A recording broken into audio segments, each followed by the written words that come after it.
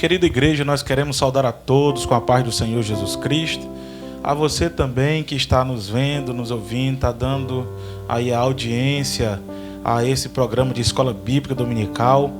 A você que está chegando agora, eu quero desejar a você um bem-vindo e agradecer já por estar conosco nesse momento todo especial.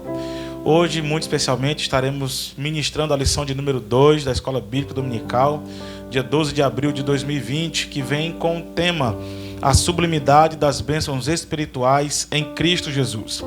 Esperamos em Deus que, por intermédio de sua graça, possamos alcançar êxito aqui na ministração desta lição e que juntos possamos aprender mais de Deus e, através desta lição, termos aí algo dos céus e entender o propósito de Cristo, as bênçãos espirituais.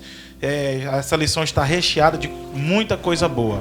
Deus abençoe a sua vida. Eu quero convidar você para curvar a sua cabeça juntamente comigo, para que nós possamos fazer uma oração de agradecimento ao nosso Deus por mais uma oportunidade que Ele nos concede de estarmos juntos para louvor e honra da sua glória. Senhor nosso Deus, nós queremos levantar a nossa voz em oração a Ti, em uma manhã toda abençoada em que Tu nos permite estarmos reunidos em Tua presença. Também Tu nos permite adentrar aos lares através das redes sociais, muito especialmente pelo canal do YouTube, Senhor, para poder levar algo que vem de Ti, que vem do Teu coração ao nosso coração, que é esta lição, que ela possa surtir um efeito espiritual na vida de todos nós e que possa render bons frutos para o Teu reino. Obrigado por tudo, esteja conosco, porque Tu sabes que sempre precisamos de Ti, em nome de Jesus. Em nome de Jesus. Você que está aí portando a sua revista, também está com a sua Bíblia, eu quero te pedir, pegue a sua harpa cristã e vamos adorar a Deus juntamente comigo, o hino de número 258. Um Salvador meigo é Cristo Jesus, pois Ele minha alma salvou. Também meus pecados tomou sobre si, na cruz quando me resgatou. Na rocha eterna firmada estou eu, e tenho a salvação.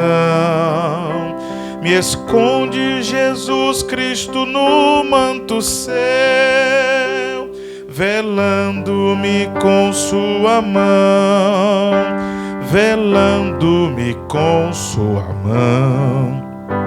As bênçãos do céu desfrutando estou, em Cristo, Filho de Deus. Alegre eu vivo e andando na luz, prossigo na senda do céu. Na rocha eterna firmada estou eu, e tenho a salvação. Me esconde Jesus Cristo no manto seu, velando-me com sua mão, velando-me com sua mão. As cargas que eu tive, Jesus as tomou.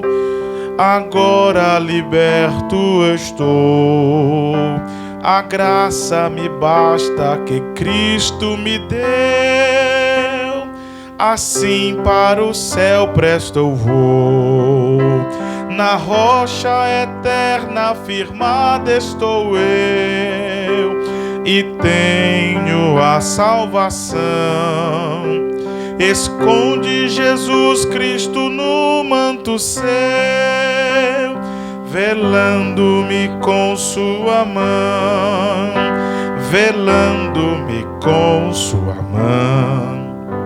Findando a lida, então o verei, com anjos os santos no céu, e hinos de glória eu entoarei, aquele que por mim morreu. Na rocha eterna firmada estou eu, e tenho a salvação. Me esconde Jesus Cristo no manto seu,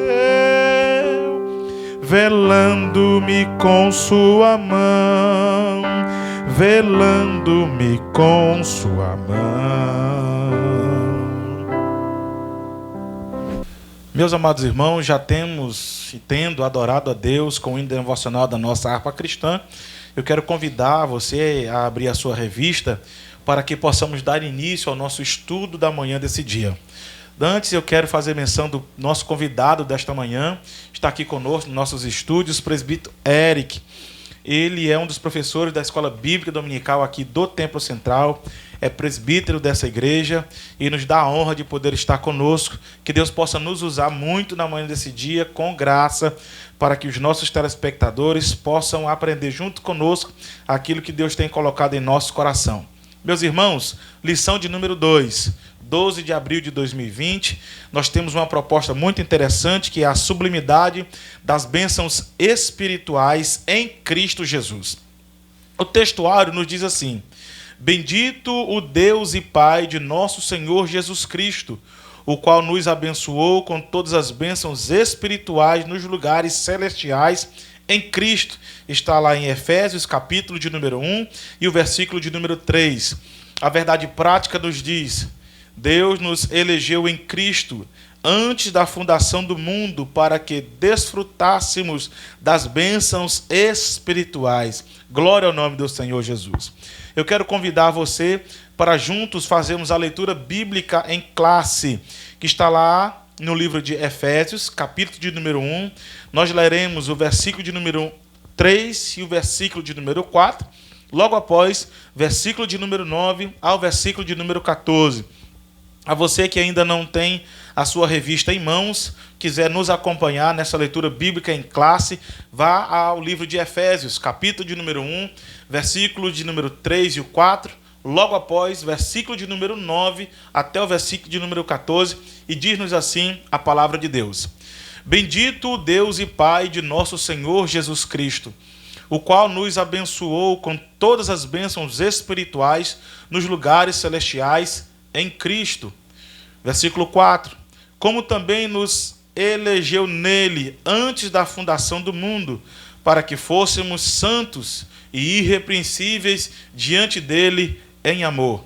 Agora vá ao versículo de número 9, que diz assim a palavra de Deus: descobrindo-nos o mistério da sua vontade, segundo o seu beneplácito, que propusera em si mesmo, de tornar a congregar em Cristo todas as coisas, na dispensação da plenitude dos tempos, tanto as que estão nos céus, como as que estão na terra. Versículo de número 11. Nele digo, em quem também fomos feitos herança, havendo sido predestinados conforme o propósito daquele que faz todas as coisas, segundo o conselho da sua vontade. Versículo 12. Com o fim de sermos para louvor da sua glória, nós, os que primeiro esperamos em Cristo. Versículo 13. Em quem também vós estáis, depois que ouvistes a palavra da verdade, o evangelho da vossa salvação, e tendo nele também crido, fostes selados com o Espírito Santo da promessa. Por fim, o versículo 14 que nos diz: o qual é o penhor da nossa herança, para a redenção da possessão de Deus, para louvor da sua glória. Tendo lido toda a leitura bíblica em classe, nós temos o objetivo geral da nossa lição, que é esclarecer as bênçãos espirituais concedidas por Cristo Jesus.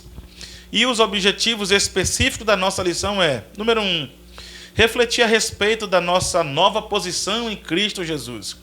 Evidenciar a realidade de uma vida cristocêntrica neste mundo. E, por fim, explicar que o Espírito Santo desempenha importante papel no plano da salvação. Então está aí o propósito da nossa lição para esta manhã.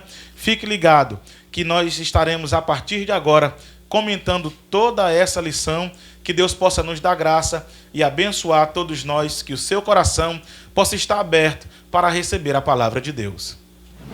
Queridos, nessa introdução dessa lição, nós estudaremos a grandeza, a excelência e a perfeição do projeto divino para conceder as bênçãos espirituais aos seus escolhidos. O que vem a ser essas bênçãos espirituais? São todas as bênçãos que Deus derrama sobre nossa vida, seja ela de cunho material, financeiro, bens que são usados para o benefício do reino de Deus. Olha, tudo aquilo que contribui para o reino de Deus é vindo das bênçãos espirituais. Tudo na vida, tudo na nossa vida, tudo na vida do salvo, deva ter o objetivo de contribuir em propósito do reino dos céus, né? Fazendo assim, nós adquirimos assim uma nova posição em Cristo Jesus, porque dantes tudo que o ser humano fazia tinha um propósito de cunho pessoal. Agora, a partir das bênçãos celestiais, as bênçãos espirituais, para aqueles que Deus escolheu, para aqueles que serão salvos, que foram salvos, tem um propósito, que é o propósito do reino dos céus. Então, a partir dessa premissa, nós assumimos uma nova posição em Cristo. Uma nova posição em Cristo. E nesse primeiro ponto, Paulo vai fazer uma introdução no livro de Efésios, capítulo 1, fazer uma introdução. E nessa introdução, ele faz uma doxologia, né? Nós estamos partindo do princípio de uma nova posição em relação ao homem e a Deus, mas quando Paulo vai dar início aos seus escritos, na carta de Paulo aos Efésios, ele vai fazer uma doxologia. Presbítero Eric, meu amigo, vamos definir para o nosso público aqui o que vem a ser essa doxologia e como ela pode ser identificada nos textos de Paulo escrevendo aos Efésios. Bem, antes de tudo eu quero cumprimentar a todos os irmãos e ouvintes da Palavra do Senhor com a paz do Senhor. E é um prazer estarmos reunidos para aprendermos a Palavra do Senhor juntos. Bem, o apóstolo Paulo é um homem muito inteligente ao escrever as suas cartas, as suas epístolas. Veja que o apóstolo Paulo começa a sua carta saudando os irmãos. Porém, o apóstolo Paulo, logo após saudar os irmãos, o apóstolo Paulo tem seus assuntos a ser tratados com os irmãos em Efésios, que são vários.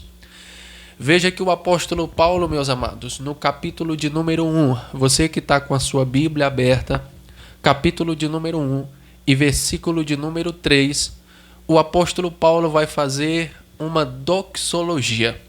Talvez você que está nos assistindo, está nos ouvindo, nunca ouviu falar desta palavra doxologia, ou você já estudou uma vez sobre doxologia e não lembra. Essa palavra doxologia, a palavra doxa, vem do grego, significa louvor, significa honra, significa glória, e vem da junção com a palavra logia, que significa palavra. A doxologia, meus amados, nada mais é do que uma demonstração de louvor, demonstração de honra, de glória ao nome do Senhor. Perceba que o apóstolo Paulo, quando ele começa a escrever a sua carta, antes de ele começar qualquer outro assunto, Paulo vai fazer uma doxologia, que é, meus amados, que é caracterizada pela adoração e exaltação ao nome do Senhor. Ela é caracterizada como a verdadeira adoração e bondade ativa de Deus. Veja que nós encontramos não somente em Efésios, que fala sobre doxologia. Perceba que em Romanos você encontra doxologia e em várias outras cartas do apóstolo Paulo. Por exemplo, em Romanos, capítulo de número 11, versículo de número 36, o apóstolo Paulo vai fazer uma doxologia e eu convido os irmãos a abrir a sua Bíblia rapidamente em Romanos, capítulo de número 11 e versículo de número 36, que diz assim: porque dele e por ele e para ele são todas as coisas, glória, pois a ele eternamente. Amém. Glória a Deus. Veja, meus amados, que por várias vezes na Bíblia Sagrada a gente vai encontrar uma doxologia que é exatamente uma demonstração de uma verdadeira adoração ao Senhor. E o apóstolo Paulo aqui nos traz um ensinamento muito grande em relação à adoração ao Senhor. Perceba que antes de qualquer assunto a ser comentado nesta carta, ele louvou e engrandeceu o nome do Senhor Deus Todo-Poderoso. Pois muito bem, então já entendemos aí a expressão doxologia, que ela é oriunda, né, do grego e tem essas duas raízes, ou é a junção de duas palavras, doxa e logia, porque para o português é logia, né? Doxa significa glória e logia, palavra. E o princípio da doxologia é a verdadeira adoração a Deus. E o que vale salientar é que Paulo deixa para nós aqui que a adoração a Deus tem que ser verdadeira. Não pode haver uma falsa. Quando Paulo dá o princípio da verdadeira através da doxologia, da verdadeira adoração, é porque há uma falsa adoração, né? Temos aqui o conceito de verdadeira adoração a Deus. Paulo está deixando bem claro que, antes de tudo, a igreja deve adorar a Deus.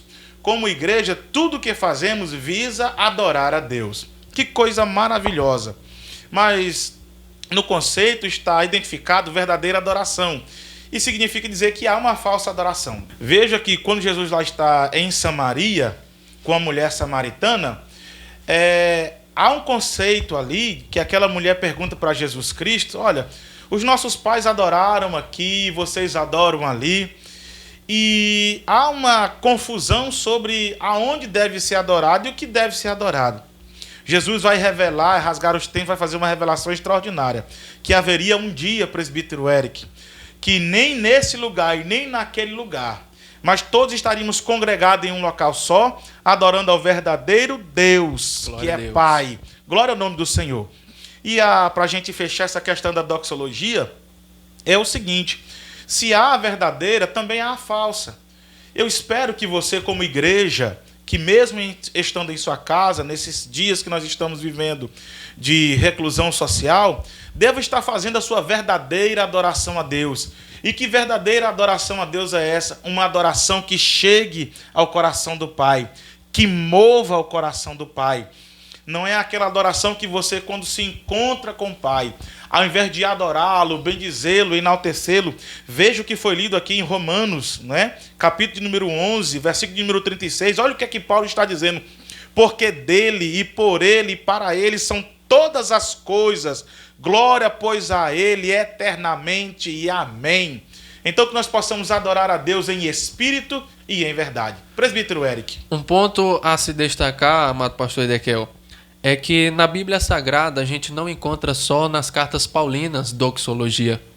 Perceba que na Bíblia Sagrada você vai encontrar vários trechos da Bíblia onde a gente encontra doxologia. Um dos livros onde você mais vai encontrar é o livro dos Salmos. Perceba que o livro dos Salmos são poesias, são hinos e louvores entoados ao nome do Senhor. Então, perceba que no livro dos Salmos você vai encontrar no Salmo de número 41, verso 13, Salmo de número 72, verso 18, Salmo de número 89 e por último eu quero destacar o Salmo de número 150 que nos convida a louvar e bendizer e exaltar o nome do Senhor. No livro dos Salmos você vai encontrar a doxologia tanto no começo das palavras, do começo dos versículos dos Salmos, como também no fim. Ou seja, os homens e mulheres de Deus entenderam que tudo começa com louvor e adoração ao nome do Senhor. Então, meus irmãos, como eu já havia dito, o livro dos Salmos é um livro onde você mais encontra doxologia, que é demonstração de louvor ao Senhor, rendendo glória ao Senhor. Perceba que não somente no Antigo Testamento, no livro dos Salmos, mas também você vai encontrar nos Evangelhos doxologia. Eu vou citar apenas um texto da Bíblia Sagrada para que você entenda melhor o que é doxologia, que é a oração do Pai Nosso. A oração do Pai Nosso todos nós conhecemos, todos nós sabemos, tanto os evangélicos como os católicos, até mesmo pessoas que não são nem evangélicas nem católicas sabem a oração do Pai Nosso. Veja que a oração do Pai Nosso, as primeiras frases são: Pai Nosso que estais nos céus, santificado seja o vosso nome. Ou seja, A oração do Pai Nosso não começa pedindo. A oração do Pai Nosso não começa com nenhuma petição. A oração do Pai Nosso começa com louvor, começa com demonstração de adoração ao nome do Senhor. E um ponto também a destacar da oração do Pai Nosso é que além da oração do Pai Nosso começar louvando, engrandecendo o nome do Senhor, a oração do Pai Nosso também termina com uma doxologia. Perceba que no fim da oração do Pai Nosso é destacado a frase: Teu é o poder, Teu é o reino, Teu é a glória, para sempre. Amém. Louvado seja o nome do Senhor. E nós aprendemos então que antes de qualquer coisa em nossas vidas, nós precisamos louvar e exaltar o nome do Senhor, porque Ele merece. Assim fica a dica ou a deixa pelo apóstolo Paulo, pelo presbítero Érico aqui reiterando as palavras que, antes de tudo, nós como igreja, também como pessoas, devemos adorar o nome do nosso Senhor. Adorar verdadeiramente, sendo em espírito e também sendo em verdade, como o próprio Cristo falou, a mulher samaritana. Mas nós encontramos doxologia no Antigo Testamento, encontramos doxologia no Novo Testamento, mas muito especificamente, presbítero Érico, carta de Paulo aos Efésios. Como se pode identificar esse texto que compõe doxologia, literalmente falando? Vejamos então, vamos abrir as nossas Bíblias em Efésios, capítulo de número 1 e versículo de número 3. Perceba que o apóstolo Paulo vai usar as frases dizendo: Bendito, ó Deus e Pai de nosso Senhor Jesus Cristo, o qual nos abençoou com todas as bênçãos espirituais nos lugares celestiais em Cristo Jesus. A primeira palavra que nós identificamos que é uma doxologia está aqui na primeira palavra, bendito. Está bendizendo o nome do Senhor, está destacando neste versículo que o Senhor é bom, está destacando que o Senhor merece ser adorado, merece ser exaltado. Aqui nós conseguimos destacar que é uma doxologia, assim como também nos versículos que nós lemos, onde a maioria fala bendizei ao Senhor, que nos convida a louvar o Senhor, ou seja, o Senhor é o centro, louvado seja o nome do Senhor, de tudo. O Senhor é o centro das nossas vidas, então Ele merece ser adorado. Tá, então nós percebemos aqui através da própria literatura, se você está com a sua Bíblia aberta aí, perceba que no capítulo 1, já citados os versículos 1 e 2, Paulo fazendo a sua apresentação, depois dele se apresentar, ele começa essa doxologia. Versículo 3, como bem citou aqui o presbítero Érico, ele vai citar. E observa que os leitores ou os estudiosos da Bíblia perceberam algo extraordinário. Também, ao constatarem que esta sentença de 202 palavras não estavam divididas em versículos no texto original, mas que formavam uma única frase. Os estudiosos perceberam que quando Paulo escreveu não havia vírgula, era uma única frase. Os comentaristas consideram essa extraordinária doxologia como uma das passagens mais profundas da Bíblia e provavelmente a frase mais magnífica de toda a literatura. Isso porque Paulo, depois de se apresentar, já começa adorando a Deus, bendizendo o nome do Senhor. Assim deva ser a nossa posição diante de Deus, mediante a tudo que formos fazer. Então está aí bem aclarado o princípio da doxologia, que é a verdadeira adoração a Deus. Já identificamos essa doxologia aqui no capítulo 1, que vai do versículo 3 até o versículo de número 14, é Paulo adorando ao nome do Senhor. Há uma consequência de adoração. Há uma consequência de adoração. A consequência de adoração, nós partimos para o ponto de número 2 aqui, que são as bênçãos espirituais. Nós sabemos que as bênçãos espirituais não são materiais, mas provenientes dos lugares celestiais. Isto é, do reino dos céus, do reino espiritual. Presbítero Érico, através do texto sagrado, quais são essas bênçãos? Bem, vejamos, meus amados, que o apóstolo Paulo, no seu livro, o livro de Efésios, ele vai citar muitos versículos falando sobre reconciliação, vai falar muito sobre salvação, redenção, justificação. Nós sabemos que a salvação vem acompanhada de bênçãos. E essas bênçãos são bênçãos espirituais. Essas bênçãos espirituais só podem receber quem aceitar o Senhor Jesus Cristo como seu único e suficiente Salvador da sua vida. Vejamos, meus amados, que o apóstolo Paulo vai falar no seu livro e ele vai destacar que Deus é poderoso para nos abençoar e essas bênçãos são bênçãos celestiais. Perceba que eu acho muito interessante quando o apóstolo Paulo fala que ele nos abençoou com todas as bênçãos espirituais. Uma das coisas que eu destaco aqui no versículo de número 3 é que ele vai falar de onde vem essa bênção. Ele vai falar, versículo de número 3, bendito o Deus e Pai de nosso Senhor Jesus Cristo, a qual nos abençoou. Ou seja, ele vai deixar bem claro aqui para cada um de nós que Deus é a fonte de toda a bênção. Seja bênção espiritual, seja bênção material, toda fonte de bênção vem da parte do nosso Deus Todo-Poderoso. Glória a Deus. Já fizemos menção do texto de Romanos, né? Tudo vem dele, por ele, para ele são todas as coisas do amém. Mas no livro de Efésios, nós já encontramos aqui, destacadamente, se você tiver com a sua Bíblia aberta, desde o capítulo 1, dos versículos 4, versículo 5, versículo 6, versículo 7, versículo 8, do 8 ao 12, versículo 13, nós encontramos as bênçãos destacadas aqui. Acompanhe comigo, por gentileza, olha, capítulo 1, a partir do versículo 4, olha quais são parte das bênçãos que estão separadas, as bênçãos celestiais para todos nós. Primeira, Deus nos elegeu para sermos santos, glória a Deus. Segundo lugar, predestinou-nos para sermos filhos, glória a Deus. Nos fez agradáveis para si mesmo. Quarto, remiu-nos por meio do sangue de Cristo Jesus. O quinto, a quinta bênção, acolheu-nos por sua vontade redentora. A sexta, revelou-nos a palavra da verdade. E a sétima,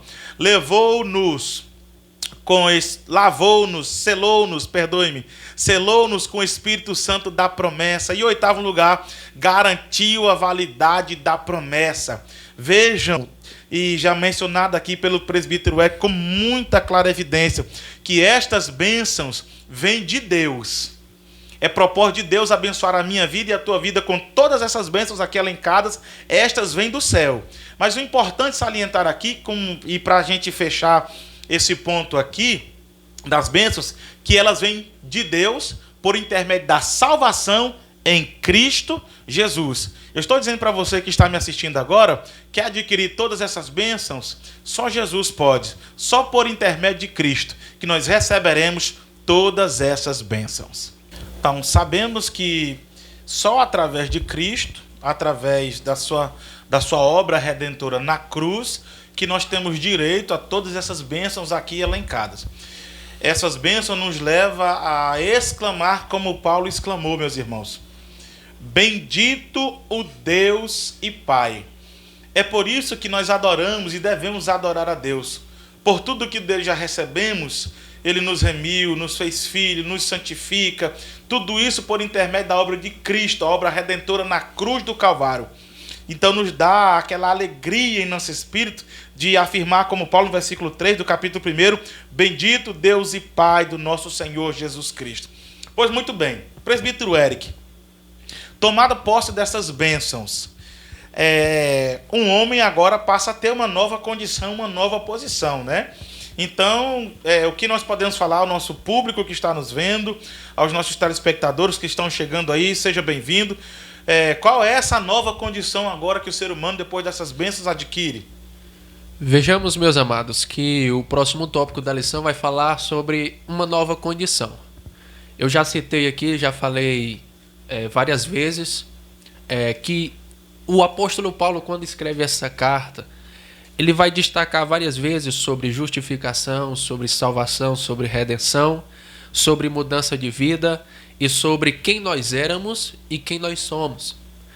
Vejamos que o apóstolo Paulo, neste tópico, vai nos deixar bem claro que todas as nossas bênçãos, todas as bênçãos que nós recebemos, e principalmente essa nova condição que nós recebemos, ela só é possível se nós estivermos em Cristo. Glória a Deus. O comentarista foi muito sábio em destacar aqui e dizer que a expressão em Cristo significa que somos abençoados com toda a bênção espiritual, a partir de sua pessoa e obra realizada no Calvário. Um grande engano das pessoas hoje em dia é achar que as bênçãos são mais importantes do que o abençoador. Como eu já disse mais cedo, nós só conseguimos ser abençoados com essas bênçãos, só conseguimos essa nova condição de vida em Cristo Jesus. Muitas pessoas só querem bênçãos, mas isso, meus amados, é uma perca de tempo. Por quê? Porque a gente só consegue bênção se nós tivermos acesso ao abençoador. E nós só conseguimos uma nova vida, nós só conseguimos uma nova condição em Cristo Jesus se nós entregarmos a nossa vida por inteiro a Ele. Veja que esse termo em Cristo aparece 160 vezes nos escritos de Paulo. Esse termo em Cristo aparece 36 vezes no livro de Efésios, ou seja, o livro de Efésios, quando Paulo vai escrever, ele quer nos fazer entender que nós não conseguimos nada, meus amados. Nós não conseguimos ser abençoados, nós não conseguimos ser salvos, justificados, se nós não estivermos em Cristo Jesus. E veja que quando ele fala em Cristo Jesus, ele está falando de uma nova experiência com Deus, uma nova vida com Deus. Perceba que o apóstolo Paulo vai deixar bem claro que depois que ele teve o encontro com Deus, ele disse assim: não vivo mais eu, mas Cristo vive em mim. Glória a Deus. Ou seja, ele não vivia mais para realizar os seus interesses, os seus objetivos, o que ele queria, porque agora ele vivia para Deus. Ou seja, ele estava ali para cumprir a vontade de Deus. Por quê? Porque ele estava em uma nova condição de vida.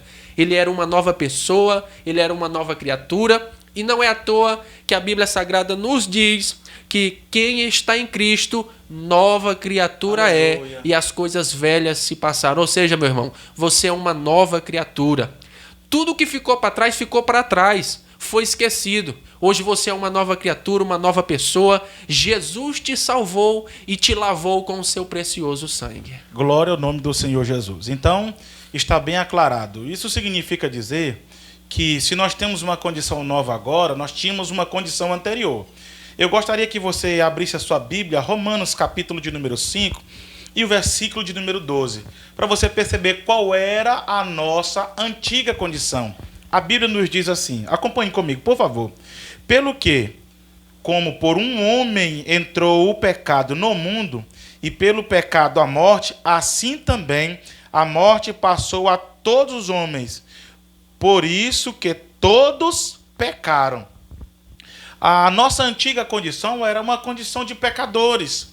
Nós tínhamos uma condição de pecadores, sem direito às bênçãos espirituais, vivíamos distanciados de Deus. A pior condição do homem, nessa condição antiga do primeiro Adão, é viver distanciado de Deus. Distanciado de Deus, nós não aproveitaríamos as bênçãos celestiais. Mas agora, como muito bem colocado aqui, nós atingimos uma nova condição em Cristo Jesus, por intermédio da sua obra redentora, nos habilitou a ter parte e sorte nas bênçãos celestiais. Se você puder acompanhar comigo, Romanos capítulo 5 e versículo de número 8, eu gostaria que você me acompanhasse e veja só, versículo 8, capítulo 5 de Romanos, versículo 8. Mas Deus prova o seu amor para conosco em que Cristo morreu por nós, sendo nós ainda pecadores. Nós sendo pecadores, a nossa antiga condição, Deus nos amou, enviando o seu Cristo para morrer por todos nós. Versículo 9. Logo, muito mais agora, sendo justificados pelo seu sangue, pelo sangue de Cristo, seremos por ele salvos da ira. Olha o que aguarda a velha condição do homem, a ira. Veja o versículo de número 11 para me concluir. E não somente isto, mas também nos gloriamos em Deus por nosso Senhor Jesus Cristo, pelo qual agora alcançamos a reconciliação com Deus. Observa, presbítero, e você que está me vendo agora, o antigo homem estava distanciado de Deus, por intermédio de Deus, porque é vontade de Deus. Jesus Cristo agora cumpre o propósito da obra redentora na cruz. Agora nós temos direito às bênçãos celestiais e, muito especialmente, fomos reconciliados com Deus. Portanto, a nossa posição é caracterizada pela salvação em Cristo. E por isso desfrutamos de todos os benefícios advindos desta redenção. Se não for a Jesus, se não for a vontade de Deus aqui executada por Jesus, nós não aproveitaríamos. A nossa condição antiga era a condição de pecadores. Mas agora que aceitamos a Cristo, temos parte nas bênçãos celestiais e principalmente fomos reconciliados com o nosso Deus. Esperamos em Deus que você tenha entendido a proposta do primeiro ponto. Aqui foram elencados a doxologia, as bênçãos espirituais e, por fim, agora, a nova condição. Vamos partir para o ponto de número 2. Queridos, ponto de número 2, uma vida cristocêntrica neste mundo. Nós vivemos dias aí, nossos dias atuais são dias de antropocentrismo. É uma palavra que vem do grego, né, são divididas em duas frases.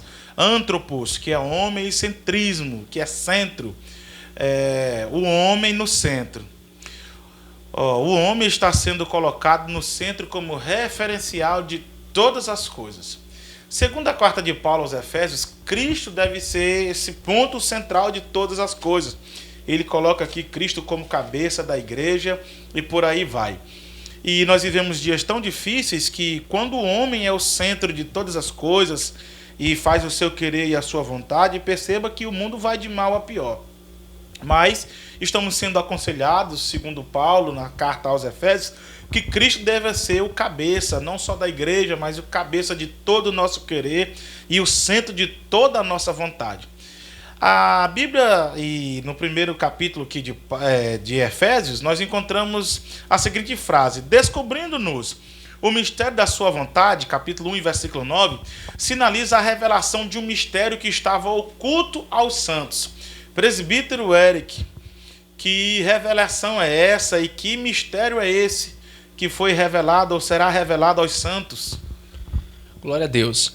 Então, meus irmãos, nós vemos aqui um texto bem interessante que vai falar sobre uma vida cristocêntrica neste mundo, e o comentarista vai destacar sobre a revelação de um mistério. Veja que se você for ler as cartas de Paulo, principalmente a carta de Efésios e a carta de Colossenses, a epístola aos Colossenses, você vai perceber que por muitas vezes o apóstolo Paulo vai citar esta palavra mistério. Veja que por muitas vezes que o apóstolo Paulo fala sobre mistério, ele está falando de algo que é desconhecido, algo que ele também não sabe o que é, e que um dia será revelado a todos os santos. Só que este mistério que nós estamos falando aqui, ele foi revelado. Esse mistério aqui, que antes era desconhecido, antes ninguém sabia, foi revelado a todos nós. Veja que em Efésios capítulo 1, versículo 9, capítulo 3, capítulo 5 e capítulo 6, o apóstolo Paulo vai falar sobre a revelação desse mistério. Mas esse mistério vai ser revelado mais veemente, e eu até peço que você abra a sua Bíblia, onde o comentarista deixa aqui a referência, Colossenses capítulo 1 e versículo de número 26. O mistério que esteve oculto desde todos os séculos em todas as gerações é que agora foi manifesto aos seus santos. E ele continua: aos quais Deus quis fazer conhecer quais são as riquezas da glória desse mistério entre os gentios, que é Cristo em vós, esperança da glória. Ou seja, esse mistério é a salvação da humanidade. Esse mistério, meus amados, é a salvação, é a eleição de Deus em relação a nós. Veja que esse mistério aqui que ele estava falando era que a salvação era para todos. Veja que ele vai citar aqui a palavra gentios, porque antes a salvação era só para os judeus, mas o mistério foi revelado, a salvação também é para mim, a salvação também é para você. Glória a Deus. Deus nos escolheu para salvação. E quando a Bíblia fala, meus amados, que Deus nos escolheu, Deus não escolheu classe A ou classe B. Deus escolheu todos nós para a salvação. Basta você crer e basta você ter os requisitos para ser salvo. Quais os requisitos? Arrependimento e fé. São os requisitos para nós sermos salvos em Jesus Cristo. Então, o mistério que foi revelado aqui foi basicamente, meus amados, a salvação de todos. Louvado seja Deus. Glória a Deus. E Paulo escrevendo aos Colossenses, né? Cristo em nós. Em nós. O primeiro povo e o povo judeu, sim, tem a sua bênção guardada, mas foi revelado este mistério, né? Que diz respeito aos decretos eternos que Deus planejará por sua soberana vontade, com o propósito de salvar os pecadores. Colossenses coloca aqui na condição de gentios. Então foi revelado este mistério. O mistério é a salvação para todos nós, como bem mencionado aqui. Mas muito especialmente, colocou aqui o comentador também, para que o Filho em tudo tivesse preeminência. A proposta do ponto 2 aqui, uma vida cristocêntrica neste mundo, como falei desde do início aqui desta fala, é que os homens estão vivendo hoje, presbítero Eric, o antropocentrismo, o homem o centro. Mas a vontade, e foi revelado aqui agora, através do texto bíblico, que a vontade de Deus é que Cristo seja o centro. E através de Cristo sendo o centro de todas as coisas, o que Deus planejou será executado. Porque Ele nos amou, por sua presciência, por sua bondade, por seu amor, os seus propósitos de salvação. Agora, quando o homem deixa Cristo de fora, todas essas bênçãos caem por terra. Qual é o mistério? É fazer do Filho de Deus, Jesus Cristo, comandante de todo o nosso querer, comandante de toda a nossa vontade. Essa vontade divina é revelada segundo o beneplácito, isto é, de acordo com o que agrada a fazer a vontade de Deus, o nosso Pai. A sua vontade foi executada conforme o seu desígnio por intermédio de Cristo, para que o Filho em tudo tivesse presciência. Então está aqui a revelação do mistério, é que a salvação não foi apenas para judeus, mas ela alcançou a minha vida, alcançou a sua vida, alcançou a vida de você que está aí, ainda não é inscrito no nosso canal, também não pertence a nenhuma igreja evangélica, mas está nos dando aí a sua audiência. Está revelado um grande mistério. A salvação é para você e é para nós. Partindo agora desse princípio, que a revelação, houve a revelação desse mistério, nós passamos para o ponto 2. Qual o período desta revelação? Melhor dizendo, a plenitude dos tempos. Se há um tempo em que será revelado todo o querer de Deus e toda a vontade de Deus. Presbítero Eric, o que nós temos a falar aos nossos telespectadores a respeito da plenitude dos tempos? Então, meus irmãos, estávamos falando sobre a revelação do mistério, que a salvação era para mim, que a salvação era para você. Deus nos escolheu para a salvação. Estamos falando agora sobre a plenitude dos tempos, ou seja, da completa realização do plano divino. O plano divino é que todos sejam salvos. O plano divino é que todos alcancem o conhecimento da salvação, o conhecimento de Jesus de Nazaré. Veja que o comentarista vai nos deixar bem claro aqui que todo o universo, céu e terra, estarão submissos à autoridade e soberania de Cristo.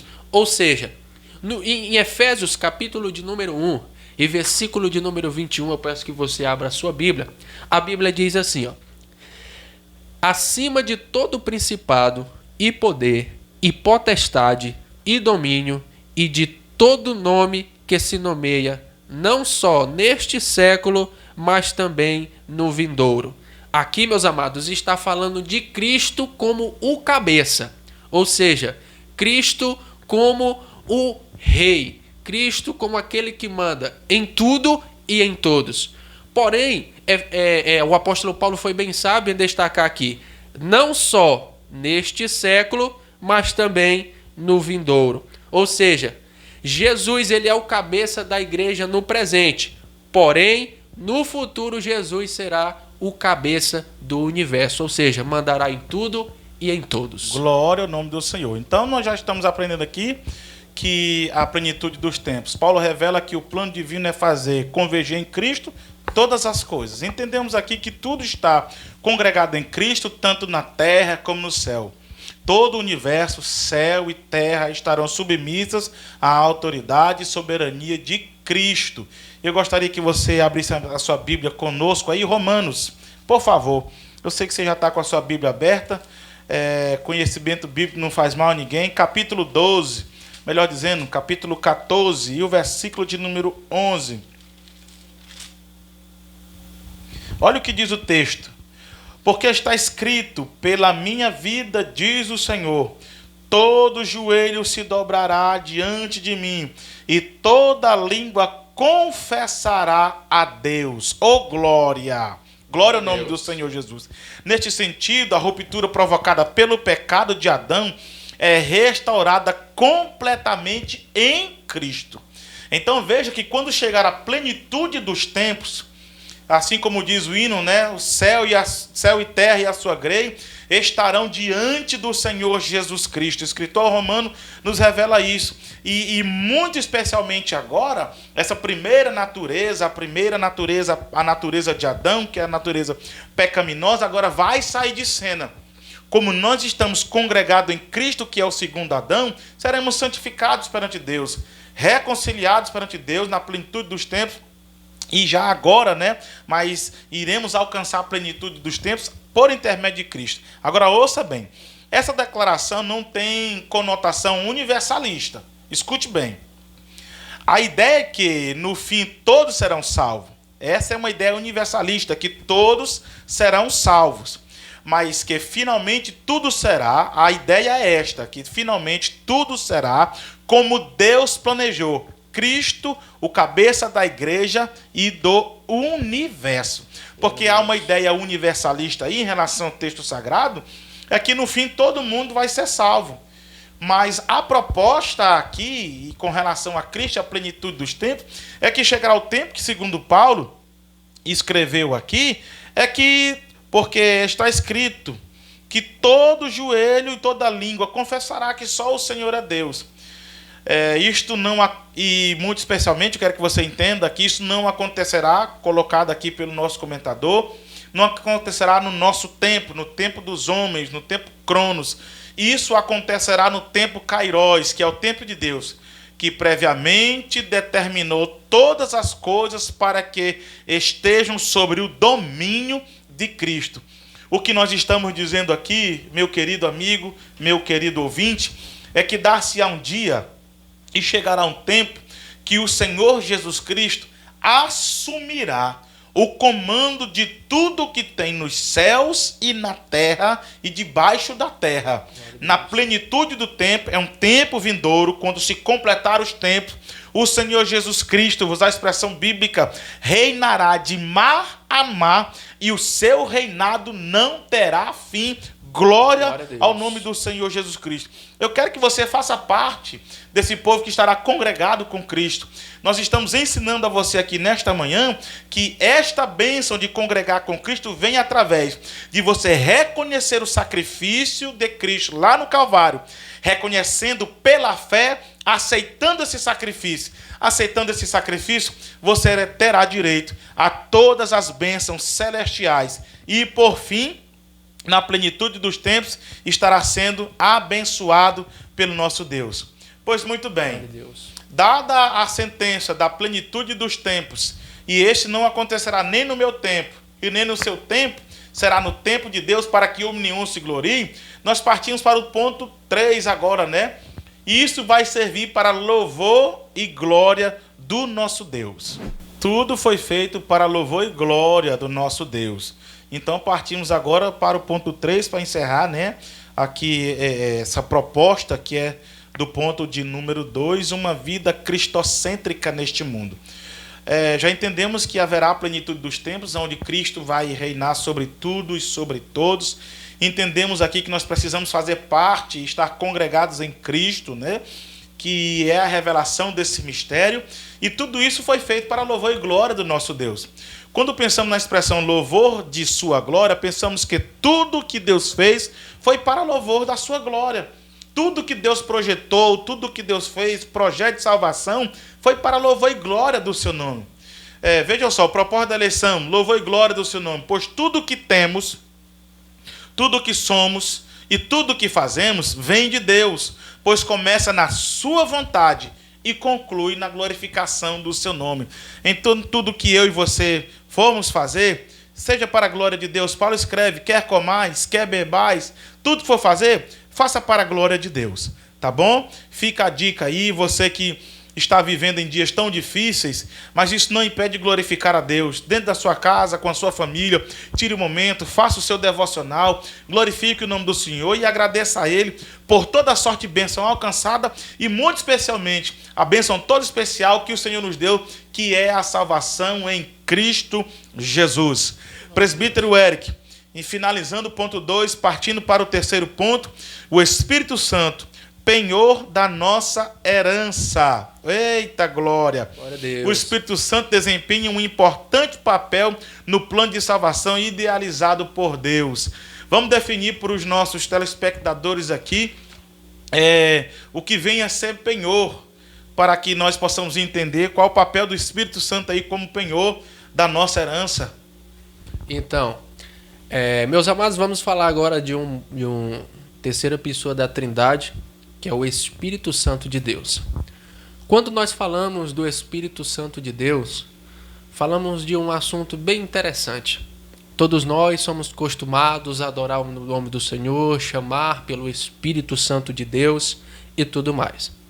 Veja que o livro de Efésios vai destacar o Espírito Santo de duas formas: selo e penhor.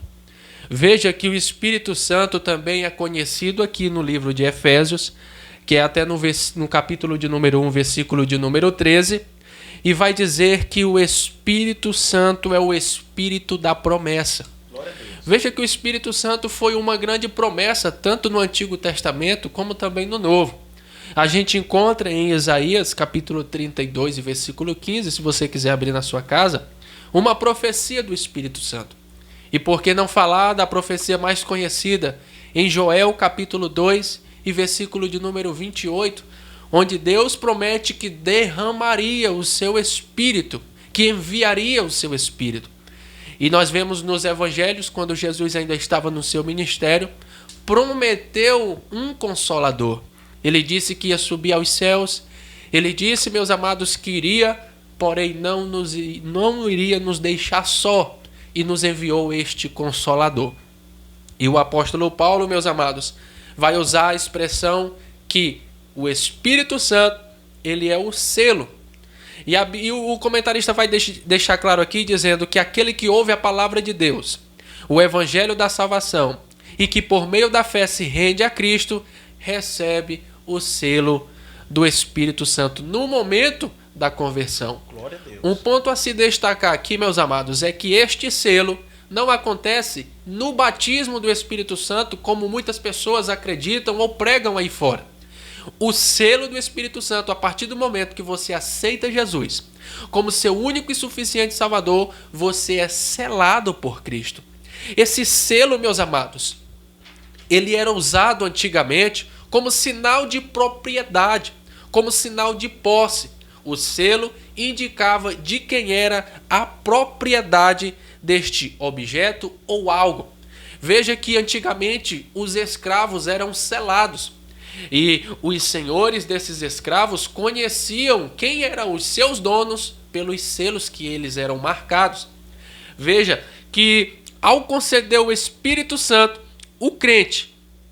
ao crente Deus identifica que pertencem a Cristo, pois o Espírito testifica daqueles que são filhos de Deus. Veja 1 Coríntios, vamos abrir as nossas Bíblias. 1 Coríntios, capítulo de número 6, versículo de número 19. Ou não sabeis que o nosso corpo é templo do Espírito Santo, Glória a Deus. e que habita em vós, proveniente de Deus, e que não sois de vós mesmos, Glória a Deus. porque fostes comprados por bom preço. Glorificai, pois, a Deus no vosso corpo e no vosso espírito, os quais pertencem a Deus. Aleluia. Ou seja, o teu corpo, a tua alma e o teu espírito pertencem a Deus. Então, presbítero Eric, já tudo elencado aqui para melhor compreensão, na verdade, para somar com os irmãos detalhadamente aqui, sabemos que o Espírito Santo ele é um selo, né? É o selo do Espírito Santo em nós. A definição aqui nos tempos bíblicos, que o selo era como um sinal de propriedade e posse. E na carta aos Efésios entendemos que o Espírito Santo que garante essa bênção vai chegar até nós. Então, partindo do princípio que esse selo é o que vai nos deixar numa condição de propriedade de alguém, e esse alguém chamar-se-á Jesus Cristo. Já entendemos aqui que nós recebemos esse selo só por intermédio, através da salvação, pela fé em Cristo Jesus, nós recebemos esse selo. A partir do momento que nós aceitamos a Cristo, nós fomos selados. Muito bem colocado pelo presbítero Eric aqui, esse selo não é o batismo pelo Espírito Santo. Enquanto que nós aceitamos a Cristo, nós fomos selados, Jesus está dizendo: marquei vocês, selei vocês, agora vocês são meus. Isso que é o selo pelo Espírito Santo. Já o batismo pelo Espírito Santo é o revestimento de poder de Deus, e isso potencializa a igreja com o fim de evangelização. Veja essas duas diferenças muito grandes que há, que você não seja confundido. O selo, como já foi elencado nos tempos bíblicos aqui, é aquilo que marca como propriedade de alguém, e nós recebemos o selo do Espírito Santo através da salvação pela fé na obra redentora de Cristo Jesus. Daí então se parte para o segundo princípio, que é o batismo pelo Espírito Santo. Entenda, selo, marcação, batismo pelo Espírito Santo, com o Espírito Santo, é a potencialização da igreja para a evangelização. Vejam que lá em Atos 2, já ali havia o princípio de salvação pelos discípulos, agora eles foram revestidos, foram potencializados. E a prova é tão cabal disso que quando Pedro é cheio do Espírito Santo e vai ministrar a sua primeira mensagem, todos que o ouviam ficaram admirados. Ficaram admirados porque Pedro não tinha aquela desenvoltura para falar, aquela graça tão extraordinária para falar. E todos se admiravam. Então, tem que se haver essa separação em selo, né, com marca de propriedade, e batismo, que é a potencialização do Espírito Santo de Deus à igreja com o propósito de evangelização. Então, sendo propriedade de Cristo, o Espírito desempenha alguns papéis em nós. Quais são eles? Regenerar, purificar e santificar o pecador. Vejam que, selados pelo Espírito Santo, ele vai cumprir esses papéis em nós. Vai regenerar, vai purificar e vai santificar o pecador, produzindo o verdadeiro relacionamento com Deus por intermédio do fruto do Espírito, encontrado lá em Gálatas capítulo 5 e o versículo de número 22. Eu espero que você tenha entendido aí a proposta desse ponto primeiro, que é o selo. Entenda, selo, marca, propriedade. Você e eu somos propriedade exclusiva do nosso Deus.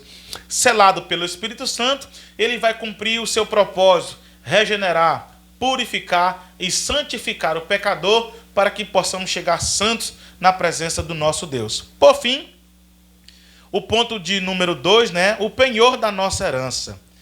Quem recebe o Espírito Santo de Deus, recebe o selo do Espírito Santo, que tem a salvação como garantia, presbítero Eric. O penhor da nossa herança é o Espírito Santo de Deus. Glória a Deus. Veja que o Espírito Santo, como já destacado agora há pouco, ele é destacado aqui como selo. Você é propriedade de Deus. Você é autenticado pelo Espírito Santo de Deus. Veja que o próximo tópico vai falar sobre o penhor da nossa herança. O comentarista vai dizer que como depósito, penhor, garantia ou ainda primeira parcela. Veja que o penhor ele era usado como transações comerciais para assegurar preço ou garantir o pagamento de algo. Veja, meus amados, que tudo isso significa que o Espírito Santo ele é a nossa garantia da salvação. Jesus nos deu o Espírito Santo de Deus como penhor pelo nosso resgate, como penhor pela nossa reconciliação com Deus. Mas uma coisa a se destacar neste ponto aqui, que quando falamos de garantia, isso não quer dizer que se você foi selado por Deus, que se o Espírito Santo é o teu penhor da herança, isso não significa que você está salvo para sempre. Você foi selado, o Espírito Santo é a garantia da tua salvação. Mas uma coisa devemos destacar, ele nos garante a salvação. Só que se nós não zelarmos dessa salvação, se nós não fizermos a nossa parte, se nós não procurarmos estar firmes na presença do Senhor, automaticamente você estará perdendo a salvação. Por quê? Porque Ele é o que nos garante, Ele é o penhor pelo nosso resgate. Agora nós precisamos permanecer, nós precisamos estar firme na presença do Senhor. E uma coisa interessante que nós já sabemos é que o Espírito Santo nos ajuda a permanecer firme. O Espírito Santo intercede por nós. O Espírito Santo é o nosso amigo que nos ajuda. É por isso que o apóstolo Paulo vai dizer: não entristeçais o Espírito Santo de Deus, a qual é o selo da promessa em nós. Louvado seja Deus. Glória ao nome do Senhor Jesus. Sendo nosso penhor, muito bem colocado, eu preciso ser elencado novamente aqui, e isso não quer dizer que o crente está salvo para sempre. Independe da sua conduta, mas que a redenção está validada aos eleitos em Cristo, que permanecerem fiéis. Eu quero que você abra a sua Bíblia comigo no Evangelho de Mateus, capítulo de número 24 e o versículo de número 13, para nós fecharmos aqui e sacramentar a questão do penhor. Ouça o que a Bíblia diz: mas aquele que perseverar até o fim, este será salvo. Glória ao nome do Senhor Jesus Cristo. Então precisamos perseverar até o fim. Já sabemos aqui que nós temos direito a essa herança, as bênçãos celestiais, redenção, salvação, reconciliação com o Pai, mas o Espírito Santo tem o seu papel de regenerar, purificar, santificar o pecador. Mas e a sua parte? E a minha parte? E a nossa parte? É permanecer fiel. Fiel em quê? Em Cristo Jesus, acreditando no propósito do sacrifício, acreditando que Jesus voltará, acreditando na sua redenção. Permaneça fiel até o fim. Seremos salvos para a glória de Deus, o nosso Pai. Glória a Deus. Glória ao nome do Senhor. Partindo para a conclusão. Na plenitude dos tempos, todo o desígnio divino será plenamente executado. O que nós estamos dizendo, que a carta de Paulo aos Efésios está dizendo, que todo o propósito de Deus nos céus e na terra serão executados por sua vontade, por sua bondade e por seu amor. A vontade de Deus, segundo Paulo, é que todos se salvem e cheguem ao pleno conhecimento da verdade. Você está nos assistindo na manhã desse dia, está conhecendo a verdade da salvação por intermédio de Cristo. Aceite esta palavra. Pela fé, aceite o sacrifício redentor de Cristo na cruz do Calvário. Tenha parte na herança celestial que foi dada por Deus a todos nós. Que você possa ter sido edificado por esta palavra. Que a boa mão do nosso Deus esteja estendida sobre a tua vida e que a graça possa fazer com que esta palavra possa surtir efeito em teu coração. Eu quero agradecer por tu estás conosco até este momento, ao presbítero Eric, que com graça de Deus foi usado pelo Senhor aqui para trazer algo ao seu coração. Que esta palavra possa fazer efeito em sua vida. Curve a tua cabeça e vamos fazer uma oração de agradecimento a Deus por tudo que dele temos recebido nesta manhã. Senhor nosso Deus, nós te damos graças por tudo que de ti nós recebemos na manhã desse dia. Que a tua palavra que chegou ao nosso coração, transmitida aos teus filhos por essa rede social, possa surtir efeito nos corações e na alma, que tu possas, através deste evangelho que foi ministrado, salvar muitas vidas para o teu reino. Nos abençoa com este projeto, Senhor, que ele possa ir além das fronteiras.